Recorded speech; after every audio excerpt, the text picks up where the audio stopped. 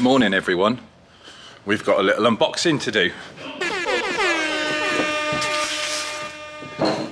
So I've had this delivered, obviously for the Skyline, but it's something I want to check out. So this is Hard Tune Japan. That is these guys up here, where you see the RX-7 poster. They do a range of stuff, and they've just brought out their own LED kit, as in underglow. So we're going to take a little look at it, see what we've got. So here is the box, fairly thin. Only thing that sucks is obviously you buy this kit, which is about 300 quid. And then you've got to pay import and all the other bits and bobs to get it over to you. So it gets quite expensive, but it should be okay. I've heard good things. So there we go, that's the box. Now, they do a kit that has guards on the outside of the LED, so you don't see the light from the side of the car. Now, that was out of stock when I purchased this, so we're going to have to come up with our own idea. But looks nice, nice packaging. Let's see what's in the box. So, I'll tell you what, Dan, do you want to be cameraman for me? Thanks, dude. Got it? Right, so everything in its protective casings. So we have a load of, I'm not a fan of this, and you shouldn't be either, because nobody's car underneath is very clean. So for the love of God, although they give you these little, what they call castle stickies, so this is meant to stick to the underneath of your car. You slide a cable tie through here, you run your cable over the top of it, and then you zip tie it shut, and then that sticks to the bottom of your car. Please don't use these like actual cable tie to something that's fixed, because what you don't want to do is be driving down the road, or it be very wet, or your undercar be dirty, and this thing come off and find that you're dragging behind a chain of lights and could cause quite a serious accident, if not damage to your own car. So I don't use those. 300 quid's worth of flappy in the wind. I also don't agree with screw-ons. So these are, can you see those, Dan? They are little mini screws with kind of U-shaped brackets that you can screw to the underneath. Now that's a better idea, but again, I don't want to put holes in my car. So unless you've got mounts for it, just find something to cable tie it to. So we've got rear, we've got 2 times 90 centimeter strips. The front, we've got 2 times 100 strips. And then on the sides, we have 2 times 180 centimeter strips. So the idea of this, as you see here on their diagram, you have one on one side at the front, one on the other side, and then your wiring will run around anything that's not moving. Obviously, don't put it across axles and drive shafts and exhausts. One all the way down the side of the car, one round the rear suspension, rear bumper times 2, and then back down to the front. So it's technically one kit on the side, one kit on the side, right? So it's like 2 kits that work together. So you must start at the front, you must finish at the back, and then they're all linked. Now the nice thing about this kit is it comes with extension harnesses, as you can see here, and they're like the parking sensor harnesses. So gone are the days of these cheap, oh, it's spat everywhere. Gone are the days of these cheap Chinese connections. They actually give you a waterproof socket. Focus. There you go.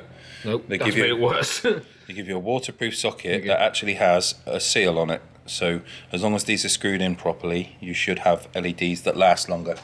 So you get 4 extension cables, which will go between the LED strips, and that goes underneath your car. So that for a start is a really good design.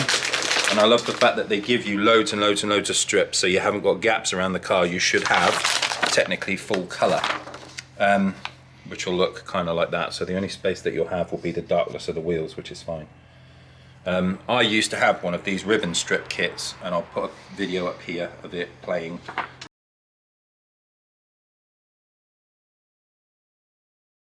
And it actually worked really well because the whole car was lit, not just gaps.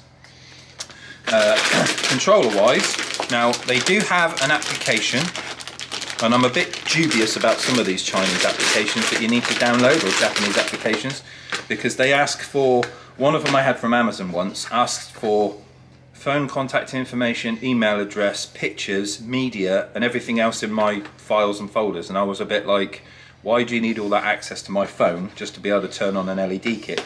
And if I hadn't allowed access to my entire phone memory, they wouldn't let me use the app. It was like a massive phishing scandal, and I weren't going to be a part of it, so I actually sent the kit back purely for the fact that I didn't want to use their application that was a really, really intrusive bit of kit. So in here, this does have an application. I am yet to download it, and I hope that it is not one of these shady things that it asks you to do full access to your phone. Now, you've got a QR code there, so you can do the connection with the application, and you can link your phone to for the kit itself. You might have to blur that in case people try and link to it from the app. They won't be able to. It's Bluetooth, not Wi-Fi. I was going to say, don't come up one day, someone's bucking around the LEDs in the I workshop. don't really like this. That looks a bit naff, and that is on some cheaper kits, on and off switch. They could have made that a bit nicer. It's a bit... yeah, that's not good. And then we also get a remote, which I tend to favour.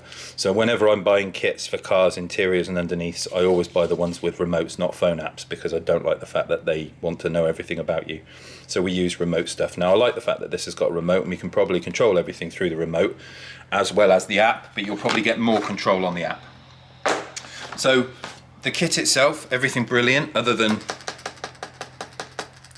really rattly cheap button. That could have been made a little bit nicer. They've gone to the extra point of making everything else cool. Like, that to me seems like a bit of a, why have you done that?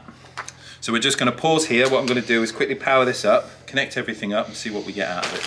A few inches later. Right then everyone, so we've got it powered up.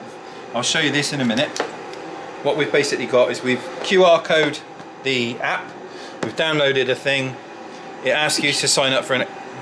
Stop sneezing while you're filming, cameraman. So it's asked us to download an application, which we've done. You've got to sign up for it, add your email, add your email address. And then basically once the kit is on, that is our power button to turn the kit on and the kit off. Will you stop? And then we've only got 2 of the front LEDs connected at the minute, simple to screw together. The terminal end is sometimes misshapen, but they are quite soft, so they do allow you to kind of squidge the bits in together, so you can manipulate these a little bit. So don't be too worried if it looks like an egg when you get it and it isn't round. And then once the kit is on, you then have options for all of your... I swear to God. I'm not trying to. It asks us to connect to the kit, and then basically we can control individual channels by turning them off, and turning them on. So I can turn off each individual LED, or I can turn it on. And then through channels 1, channels 2, we can set different kits, different kits. We can set different strobes, different chasing. So I can come back out there, go into 2, I can do the same thing. So there's loads of different things you can do with it, and then once you come out of that, you can then change your colours and things, different pastels, different modes. So we can go green on channel 2, and we can go like red on channel 1. So it's very, very cool. It takes a little bit of while to figure out how it works and your different sort of controller settings around through here. But after you've got to grips with it, you've got like music sensitivity, all sorts of effects, speeds, time, stuff like that. It's very cool. So I like that. And this is currently working with my voice. Ooh. So, well done, Hard Tuned. Had it got a better button, I'd have been happier. That is the one thing that lets it down. Everything else is really nicely made. The connections are great. The power is great. That is the only thing that lets you down. It just looks cheap and feels cheap. But other than that, it's good. So if you want an LED kit for your car, Hard Tuned, EL Glow, Underglow, very cool bit of kit. Well done, boys, nice job. Nice.